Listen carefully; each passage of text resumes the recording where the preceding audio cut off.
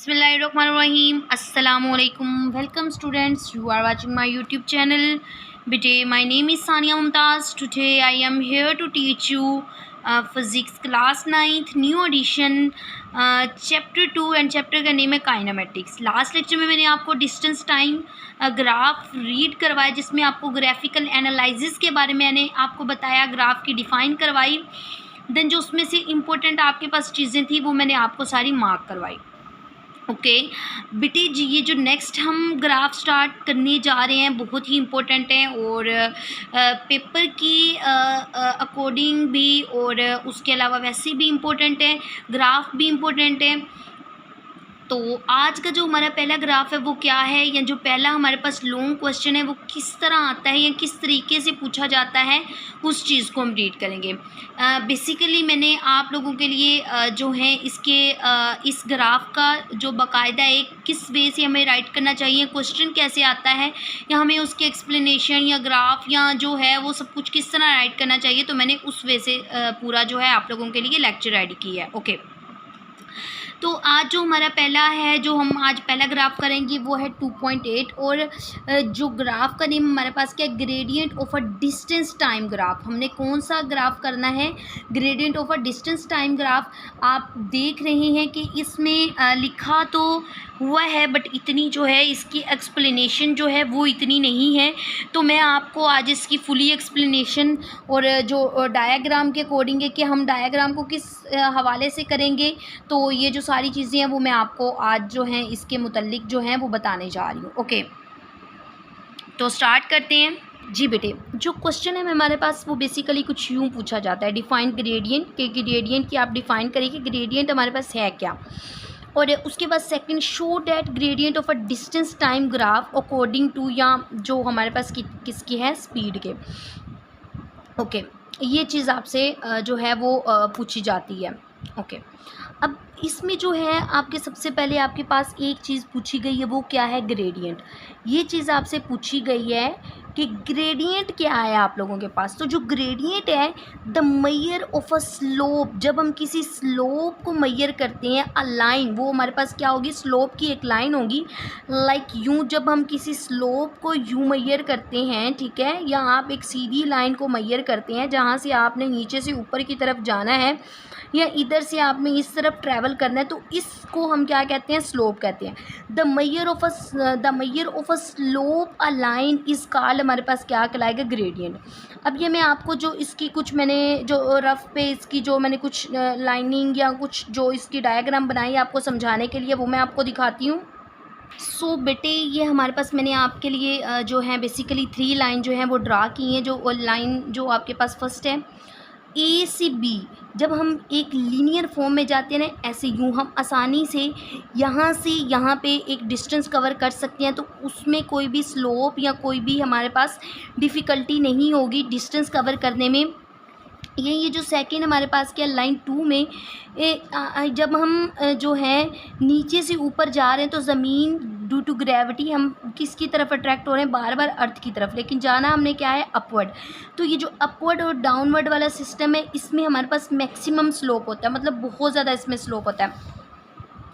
और थर्ड चीज़ जो है हमारे पास स्लोप, जहाँ पे हमारे पास tan थीटा बनता है, तो वो हमारे पास एक स्लोप यूँ होता है, ठीक है। सबसे ज़्यादा मैक्सिमम जो होता है यहाँ पे हमारे पास स्लोप होता है, यहाँ पे हमारे पास जो है वो ट्रैवल करना क्या हो जाता है, डिफ़िकल्ट हो जाता है इस चीज़ पे, क्योंकि यहाँ पे क्या है, ड्यू टू ग्रेविटी, और इस वे में हमें इतना जो है वो नहीं होता। तो इसकी 3 लाइनें होती हैं, line 1, line 2 and line 3। Okay, अब हम अपने क्वेश्चन को बाकायदा वो एक वे से वो स्टार्ट करते हैं कि आपने किस तरीके से राइट करना है, या वो आप अपने जो है कॉपी कर लीजिएगा। ओके बेटे, पहले मैं आपको ना ये वाला आपने उसमें जो है वो एक आपने ये वाला ग्राफ बनाना होता है, तो कुछ मैं आपको पहले ग्राफ से समझाऊंगी, दिन में जो है ना वो इसकी जो है वो आपको एक्सप्लेनेशन दूंगी। अब आपको उम्मीद करती हूँ कि ग्रेडियंट की समझ आ गई। जो एक स्लोप वाली लाइन होती है जिसको आप रीड करते हैं या जिसको आप मैयर करते हैं कि आपने यहाँ से लेकर यहाँ तक कितना डिस्टेंस ट्रैवल किया, तो उस चीज़ को हम क्या कहते हैं, ग्रेडियंट कहते हैं। ओके, उस चीज़ को हम ग्रेडियंट कहते हैं। तो आपने इसमें जो होता है वो जो है सबसे पहले आपने ग्रेडियंट की डिफ़ाइन लिखनी है, देन आपने इसके ग्राफ की हेडिंग देनी है, आपने देन ग्राफ बनाना है। तो बेटे इसमें जो है ना ये जो 2 ग्राफ है ना, एट अ टाइम इन्होंने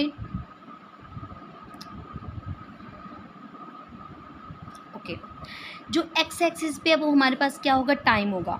एक्स एक्सिस पे क्या होगा, हमारे पास टाइम होगा, और वाई एक्सिस पे हमारे पास क्या होगा, डिस्टेंस होगा। मतलब वाई एक्सिस पे हमारे पास एस होगा, एक्स एक्सिस पे टाइम है, कितने टाइम में एक बॉडी ऊपर अपना क्या कर रही है, डिस्टेंस कवर कर रही है। तो इस चीज़ को हम क्या कहते हैं, एक्स एक्सिस पे हम टाइम को रखेंगे। ये चीज़ आपने याद रखनी है, ये चीज़ें आपने ज़ुबानी याद रखनी है कि एक्स एक्सिस के हम टाइम को रखेंगे और वाई एक्सिस पे हम किस चीज़ को रखेंगे, डिस्टेंस को रखेंगे। ओके, यहाँ पे ये जो बॉडी है उसकी मूवमेंट, या जो गाड़ी कितना ट्रैवल कर रही है, कि किस हिसाब से मूव कर रही है, ये उस लाइन को शो करती है। और यहाँ से लेकर हमने यहाँ तक जितना डिस्टेंस कवर किया S2 माइनस S1, वो हमारे पास चीज़ किसके इज इक्वल होती है, S के। और यहाँ से लेकर यहाँ तक आप टाइम को ले लेते हैं। तो यहाँ पे आप जो है, जब ये एक लाइन यहाँ पे एक आप थीटा बना देते हैं, और यहाँ पे हमारे पास क्या P, इसको हम कह देते हैं, नेम हम खुद से भी रख सकते हैं, इसको हम 0 बोल सकते हैं। तो ये वाली चीज़ अब बेटे बेसिकली बनानी आपने जस्ट ये होती है। तो ये वैसे मैं आपको समझा रही हूँ, ये हमारे पास क्या स्लोप है, जो उन्होंने एक सिंपली बनाया हुआ था, ये देखें। वैसे एक ही जगह पे उन्होंने कंबाइंड फॉर्म में बना दिया, लेकिन मैं अलग-अलग समझा रही हूँ। इसे हम y कहेंगे, इसे x कहेंगे। इस पे हम टाइम लेंगे कि कितने टाइम में एक बॉडी ऊपर जा रही है उस चीज़ को, क्योंकि स्लोप क्या होता है, ऊपर की तरफ जो है, किसी पहाड़ या किसी चोटी की तरफ या किसी ढलवानी रास्ते पे क्या करना, ट्रैवल करना, उस चीज़ को हम बोलते हैं।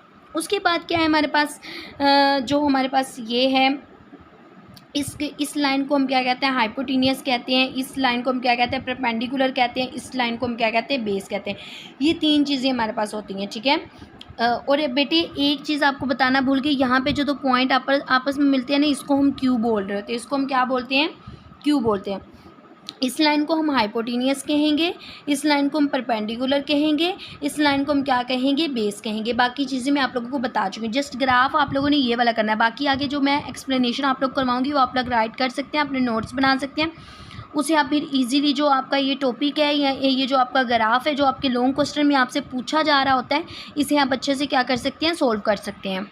ओके बेटे, आपने डिफ़ाइन करनी है वो ग्रेडियंट की, फिर ग्राफ बनाना है, फिर आपने उसकी एक्सप्लेनेशन देनी स्टार्ट करनी है।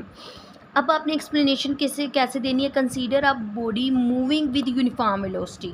अब मैं साथ छोटी फॉर्म में आपको यहाँ साथ साथ बना के दिखाऊंगी। पहले मैंने आपको वैसे दिखाया कि कंसीडर करें एक बॉडी को जो क्या कर रही है, मूव कर रही है। पहले हम इसकी एक्सिस बना लेते हैं, एक को हम एक्स एक्सिस लेते हैं, एक को हम किसको लेते हैं, वाई एक्सिस लेते हैं। अब उसने क्या कहा, कंसीडर करें एक बॉडी को, ठीक है, कंसीडर करें, उसने कहा है कि एक बॉडी को मूविंग विद यूनिफॉर्म वेलोसिटी, जो एक यूनिफॉर्म वेलोसिटी के साथ क्या कर रही है, इस तरफ क्या कर रही है, मूव कर रही है, ये चीज़, ठीक है।